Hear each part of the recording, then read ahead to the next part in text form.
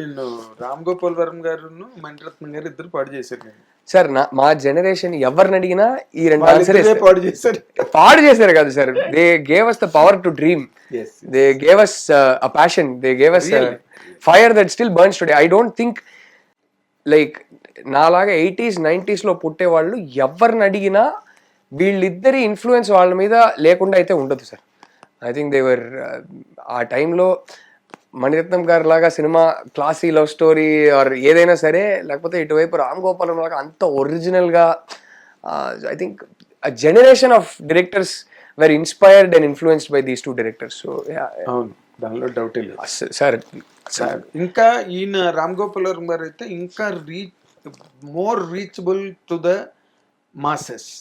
ఇద్దరు I think they both had a period where they were not just వాళ్ళకి నచ్చేలాగా సినిమాలు తీయడమే కాదు, అది ఆ సినిమాలు జనాలను కూడా కోరుకొని ఆ సినిమాలు వెళ్ళి బాగా చూసి హిట్ చేసిన ఫేసెస్ ఇద్దరికి ఉన్నాయి సార్.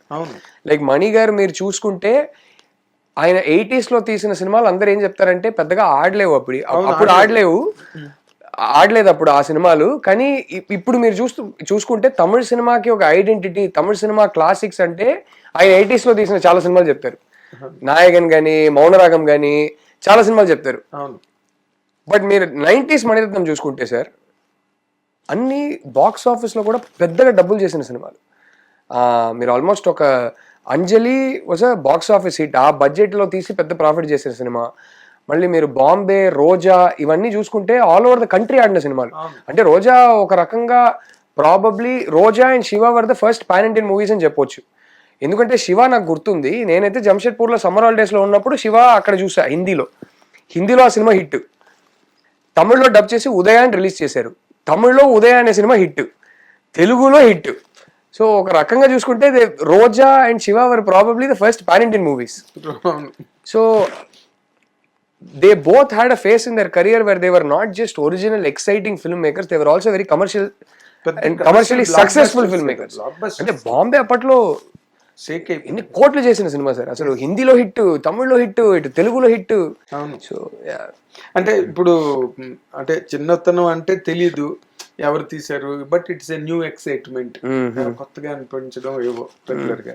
బట్ ఈ రామ్ గోపాల్ వర్మ గారి దగ్గర నుంచి నేను ఇది ఇన్స్పైర్ అయ్యి, ఇది ఇన్ఫ్లుయెన్స్ అయ్యి ఈ పాయింట్ నేను నేర్చుకున్నానండి అని చెప్పాలి అంటే వాట్ విల్ యూ సే? అలా స్పెసిఫిక్ గా ఏముండదు, స్పెసిఫిక్ గా ఈయన దగ్గర నుంచి ఇది తీసుకుందాం అలాంటి స్పెసిఫిక్ కాదు.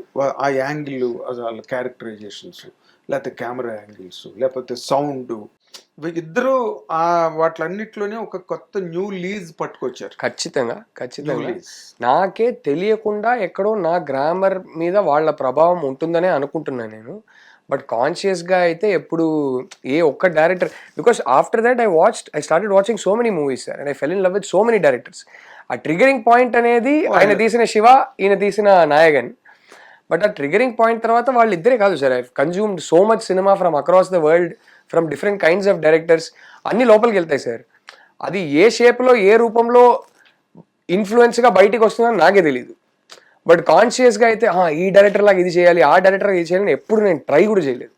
నాకు నచ్చిన స్టోరీస్ నేను ఆనెస్ట్గా చెప్పాలనే ప్రయత్నంలో రాస్తాను, తీస్తాను తప్ప అరే ఆర్జీవి గారి లాగా ఇలా చేయాలి అలా చేయాలి ఎప్పుడు చేయలేదు. But I'm very sure sir, వాళ్లే కాదు నాకు నచ్చిన ఇంకా చాలామంది డైరెక్టర్స్ ఉన్నారు, వాళ్ళందరి సినిమాలు చూడడం అనేది లోపలికి వెళ్ళింది కదా, అది ఎలాగోలా లోపల ఒక ప్రాసెస్ అయి ఉంటుంది. అది ఎలా బయటకు వస్తుందో కూడా నాకు తెలియదు.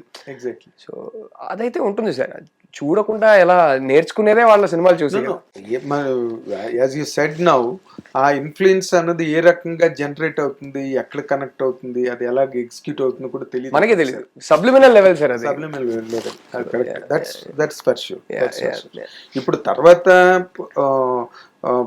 కరోనా ముందు ఒక యాంగిల్ ఇందాక అన్నట్టుగా, కరోనా తర్వాత మొత్తం డిజైన్ అంతా మారిపోయింది, మొత్తం డిజైన్ మారిపోయింది, సినిమా డిజైన్ మారింది. అండ్ ఆ తర్వాత ఏమో అన్ని పెద్ద పెద్ద ఫ్యాంటసీస్ వచ్చేసాయి, లైక్ బాహుబలి. తర్వాత మారిపోయింది సినిమా, యాజ్ యూ టోల్డ్. ఈ మారిపోయిన సినిమాని how will you take and observe? What is your observation on this? I am actually very excited by how it has changed, sir. 2-3 విషయాలు జరిగినాయి. ఒకటి, కోవిడ్, అందరూ లాక్డౌన్ ఇంట్లో ఉండడం వల్ల అండ్ ప్లస్ అందరూ జియో అంటారు, ప్రీ జియో పోస్ట్ జియో అంటారు. ఇంటర్నెట్ అనేది బాగా చీప్ అవ్వడం వల్ల ఇంటర్నెట్ పెనిట్రేషన్ అనేది ఓ రేంజ్లో పెరిగింది.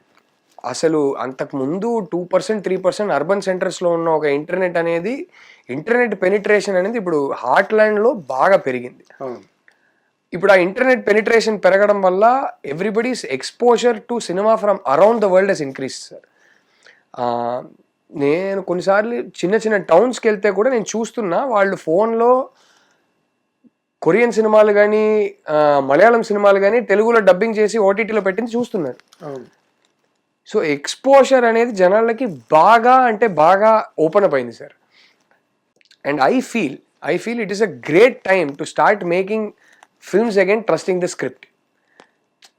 బికాస్ నా దృష్టిలో ఇప్పుడు జనాలు ఏంటంటే ఫర్ ద ఫస్ట్ టైం మా డైరెక్టర్స్, ప్రొడ్యూసర్స్ కన్నా మెల్లగా వాళ్ళకి మాకన్నా ఎక్కువ సినిమా ఇంటెలిజెన్స్ వచ్చేసింది అని నేను అబ్జర్వ్ చేస్తున్నా సరే, నమ్ముతున్నా కూడా.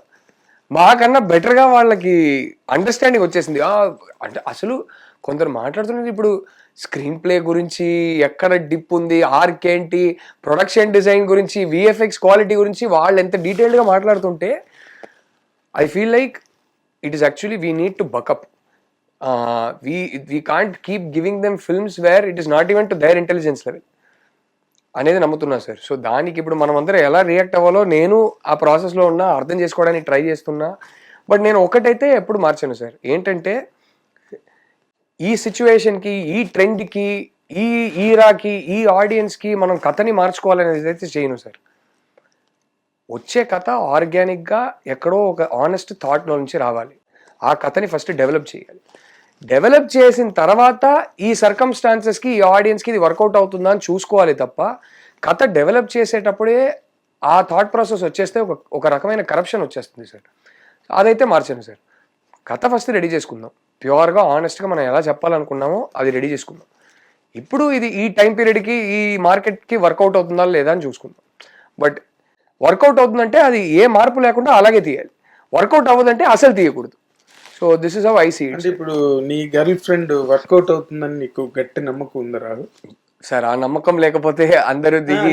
నేను ఎందుకు ఈ మాట అడిగానంటే not from a cynical mind. Of course ఎందుకు అడిగానంటే ఇప్పుడు ఇన్నాళ్ళు కష్టపడి ఇంతమందిని ఒప్పించి అరవింద్ గారు ఎక్కడో ముందు చెప్పిన కథని మళ్ళీ వెనక్కి తెచ్చి రిట్రీవ్ చేసి ఇంత జరిగింది వెనక.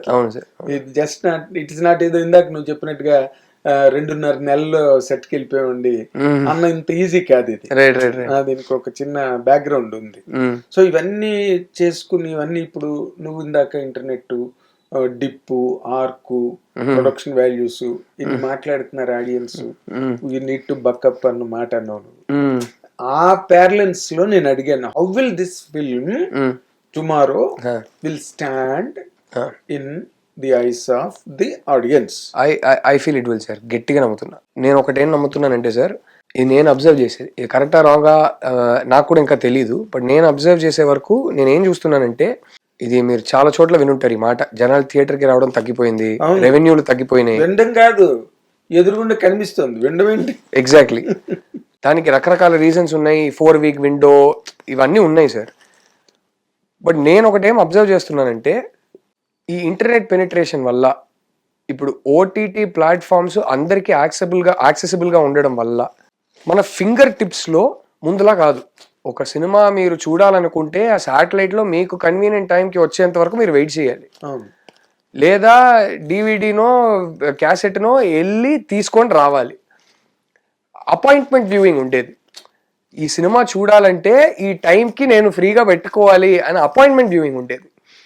ఇప్పుడు నేను ఒక క్యాసెట్నో డివిడీనో నేను హైర్కి తీసుకొచ్చానంటే 2 డేస్లో రిటర్న్ చేయాలంటే ఈ 2 డేస్లో నేను టైం కేటాయించాలి అనే ఒక అపాయింట్మెంట్ అది ఇప్పుడు లేదు. ఫింగర్ టిప్స్లో నేను ఫ్రీగా ఉన్నప్పుడు, నాకు టైం పాస్ చేయాలన్నప్పుడు 1000 సినిమాలు ఉన్నాయి నా ఫింగర్ టిప్స్లో. సో నేనేం అబ్జర్వ్ చేస్తున్నానంటే, జనాళ్ళు థియేటర్కి రావడం తగ్గిందనేది డిసీజ్ కాదు, అది సిమ్టమ్.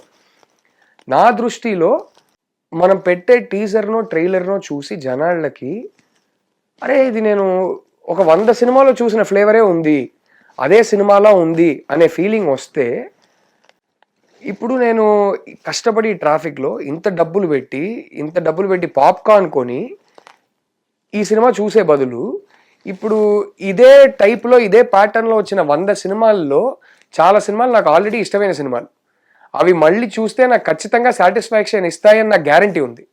నీ కొత్త సినిమా దగ్గర నాకు ఆ గ్యారంటీ లేదు. నేను ఎందుకు రావాలి? అదే చూసుకుంటా. ఫింగర్ టిప్స్లో ఉంది. ముందులాగా నేను శాటిలైట్లో వెయిట్ చేసి చూడడం కానీ, షాప్ దాకా వెళ్ళి డివిడి అది లేదు. సో ఇప్పుడు నా ఫేవరెట్ సినిమాలు నన్ను ఈ ట్రైలర్ గుర్తు చేస్తుంది అనుకోండి.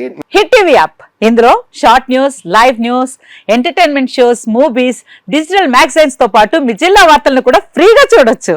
ఇంకెందుకు ఆలస్యం, వెంటనే హిట్ టీవీ యాప్ ని డౌన్లోడ్ చేసుకుని ఫ్రీగా ఎంటర్టైన్మెంట్ పొందండి. Hit TV app. Hit TV app. Please download hit TV app. Hit TV app ని ఫ్రీగా డౌన్లోడ్ చేసుకొని ఎంజాయ్ చేయండి. మీకు నచ్చిన ఎంటర్టైన్మెంట్ కోసం హిట్ టీవీ యాప్ ని ఫ్రీగా డౌన్లోడ్ చేసుకుని ఎంజాయ్ చేయండి. హిట్ టీవీ యాప్ ని డౌన్లోడ్ చేసుకుని ఆస్వాదించండి, ఆశీర్వదించండి. ఇంతమంది సెలబ్రిటీలు హిట్ టీవీ యాప్ ని డౌన్లోడ్ చేసుకోండి అని చెప్తున్నారంటే ఎంత మంచి యాప్ ఆలోచించండి.